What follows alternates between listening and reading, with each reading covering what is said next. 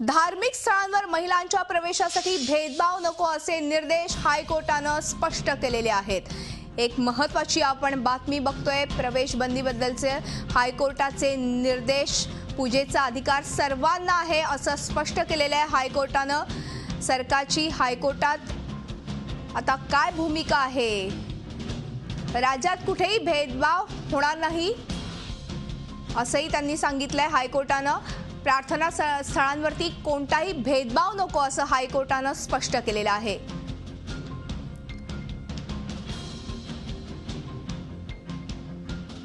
कोर्टाने असे आदेश दिलेले आहेत की हे जे काही ऑर्डर आहे हे प्रत्येक ठिकाणच्या कलेक्टरला, त्या ठिकाणच्या एसपीला आणि प्रत्येक छोट्या खेड्यामध्ये सुद्धा हे सर्क्युलेट झालं पाहिजे की अशा प्रकारचं कुठलंही जेंडर डिस्क्रिमिनेशन होणार नाही। कुठल्याही प्रकारच्या प्लेस ऑफ वर्शिपमध्ये, कुठल्याही प्रकारच्या देवळामध्ये किंवा ज्या ज्या ठिकाणी कुठल्याही विशिष्ट प्रकाराने प्रेयर केली जाते, पूजा केली जाते, त्या कुठल्याही ठिकाणी अशा प्रकारचं डिस्क्रिमिनेशन होणार नाही।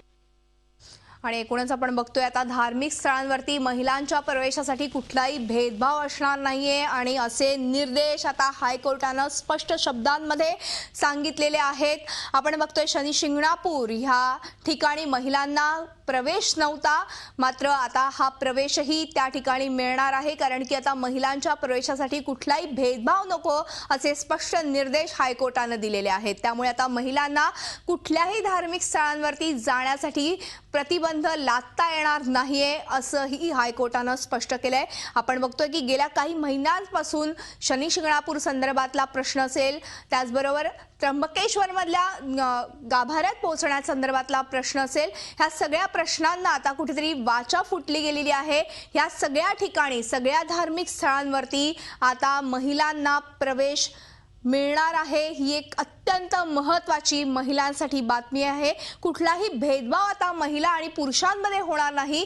धार्मिक स्थळांवरती भेदभाव नको असे स्पष्ट निर्देशच आता हायकोर्टानं सांगितलेले आहेत, दिलेले आहेत। 2 दिवसांपूर्वीच हायकोर्टानं ह्या संदर्भात सरकारकडे उत्तर मागितलं होतं आणि सरकारच्या ह्या उत्तरानंतर, भूमिकेनंतर आता हायकोर्टानं हे स्पष्ट शब्दांमध्ये निर्देश दिलेले आहेत। आणि यानंतर बातमी आहे पुण्यातून। पुणे शहरातल्या रस्त्यांवर महिलांसाठी 1076 शौचालय असल्याची माहिती मुख्यमंत्र्यांनी नुकतीच विधिमंडळात दिली, पण प्रत्यक्षात मात्र पुण्यात फक्त 68 ठिकाणी स्वच्छतागृह असल्याचं समोर आलंय। पाहूया आमचा हा रियालिटी चेक।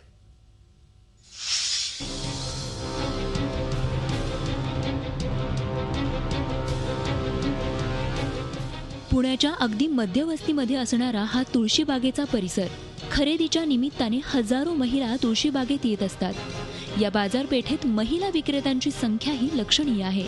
ज्या परिसरामध्ये महिलांचा इतका वावर आहे, अशा ठिकाणी शौचालयांची काय स्थिती आहे हे जाणून घेण्यासाठी या परिसरात आम्हाला चांगलंच फिरावं लागलं। ज्या ठिकाणी हजारो महिला रोज खरेदीसाठी येतात, त्यांच्यासाठी पुणे महापालिकेने तुळशीबागेत फक्त एकच शौचालय बांधले। पुण्यातल्या लक्ष्मी रोड, बाजीराव रोड या रस्त्यांवरही स्वच्छतागृहांची कमतरता आहे। मी तुळशीबागेत अनेक वर्ष खरेदीला येते। इथे महिलांची संख्या भरपूर आहे, कारण कुठूनही आलं, महाराष्ट्रात नाही येऊ दे, जगात नाही येऊ दे, भारतात नाही येऊ दे, सगळ्या महिला इथे खरेदीला येतात। त्यांची संख्या जास्त आहे, पण इथे टॉयलेटची संख्या अपुरी आहे। 2 वर्षापूर्वी एकच टॉयलेट झालेलं आहे। आता बघताय तुम्ही, इथे तुळशीबागेमध्ये येणाऱ्या बायकांची संख्या खूप आहे। तसंच इथे व्यवसाय करणाऱ्या बायकांची पण व्यवस्था, म्हणजे बायका भरपूर आहेत। त्याप्रमाणे इथे तुळशीबागेमध्ये एक टॉयलेट आहे, पण ते टॉयलेट आम्हाला सोयीस्कर नाही पडत। म्हणजे येणाऱ्या बायका आणि इथे व्यवसाय करणाऱ्या बायका, त्यांच्या सोयीच्या मानाने ते एक टॉयलेट आम्हाला फार अपुरं पडतंय। पुणे शहरातल्या महिला स्वच्छतागृहांचा प्रश्न परिषद सदस्य दीप्ती चौधरी यांनी नुकताच लक्षवेधीच्या माध्यमातून मांडला। पुणे शहरात महिलांसाठी 1276 ब्लॉकमध्ये एकूण 8039 सार्वजनिक शौचालय असल्याची माहिती मुख्यमंत्र्यांनी दिली। मात्र प्रत्यक्ष शौचालयांची संख्या आणि दिलेली आकडेवारी यात बरीच तफावत आहे। 50 महिला मागे एका स्वच्छतागृहाचं बांधकाम असावं, परंतु पुण्यामध्ये मात्र 20 लाख महिलांची संख्या असून सुद्धा फक्त 600 स्वच्छतागृह आहेत। आणि या दृष्टीने पाहिलं तर फार तातडीने अनेक स्वच्छतागृह महिलांसाठी होणं फार गरजेचं आहे आणि त्यामुळे या ठिकाणी लवकरात लवकर पुणे महानगरपालिकेने जे सांगितलंय त्यांच्या जे विकास पॅटर्न आराखड्यात आहे त्याप्रमाणे लवकरात लवकर केव्हापर्यंत महिलांसाठी स्वच्छतागृहांची व्यवस्था पुणे शहरात होईल का? पुणे पॅटर्नच्या धर्तीवर मुंबईतही स्वच्छतागृह बांधा असे आदेश गेल्या वर्षी एका सुनावणी दरम्यान हायकोर्टानं दिले होते. मात्र पुण्यातल्या स्वच्छतागृहांची ही अवस्था पाहता शहरात पुणे पॅटर्न अस्तित्वात आहे का असा प्रश्न पडतोय. महिलांची सगळ्यात जुनी बाजारपेठ असणाऱ्या तुळशीबागेमध्ये आज केवळ एकच शौचालय आहे आणि ही अवस्था केवळ तुळशीबागेचीच नाही तर पुण्यातील सगळ्या सार्वजनिक ठिकाणांची आहे. एका बाजूला पुणे स्मार्ट होत असताना दुसऱ्या बाजूला पुण्यासारख्या शहरामध्ये शौचालयांची संख्या वाढणार तरी कधी असा प्रश्न या महिला विचारताना दिसतात. व्हिडिओ जर्नलिस्ट नितीन सांडबोरसह अश्मी पवार, झी मीडिया, पुणे. आणि आज लेडी स्पेशल मध्ये अशी बातमी जिने इतिहास घडवला. लॅक्मे फॅशन वीक मध्ये ती रॅम्पवर उतरली आणि टाळ्यांचा एकच कडकडाट झाला. आम्ही बोलतोय कॅरोल ग्रेशियस या मॉडेल बद्दल.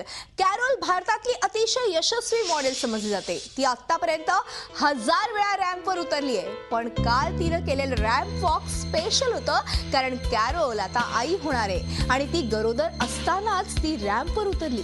गौरांग शहानं डिझाईन केलेल्या आउटफिट साठी तिनं रॅम्प वॉक केलं. फिक्कट हिरव्या आणि गुलाबी साडीमध्ये ती अतिशय सुंदर आणि मोहक दिसत होती. एरवी मॉडेल्स रॅम्पवर उतरल्या की तिथल्या प्रेक्षकांचं त्यांच्या कपड्यांवर लक्ष असतं. पण कॅरोल काल रॅम्प वॉक करत असताना सगळे तिच्याकडे एकटक पाहत होते. गरोदर आहोत म्हणून कुठलाही बाऊ न करता ती तितक्याच आत्मविश्वासानं हाय हिल्स घालून रॅम्पवर उतरली आणि मॉडेल्स गरोदर असल्या की त्या रॅम्पवरून आउटडेटेड होतात हा समज तिनं खोडून काढला. आणखी एक महत्त्वाचं म्हणजे एरवी मॉडेल्स रॅम्प वॉक करतात त्यावेळी त्यांच्या चेहऱ्यावर कुठलंही एक्सप्रेशन अपेक्षित नसतं. पण कॅरोल प्रेग्नेंट असताना रॅम्प वॉक करत होती त्यामुळे कितीही लपवलं तरी ती चमक आणि ते तेज तिच्या चेहऱ्यावर दिसत होतं आणि कॅरोल ग्रेशियस अतिशय ग्रेसफुल दिसत होती.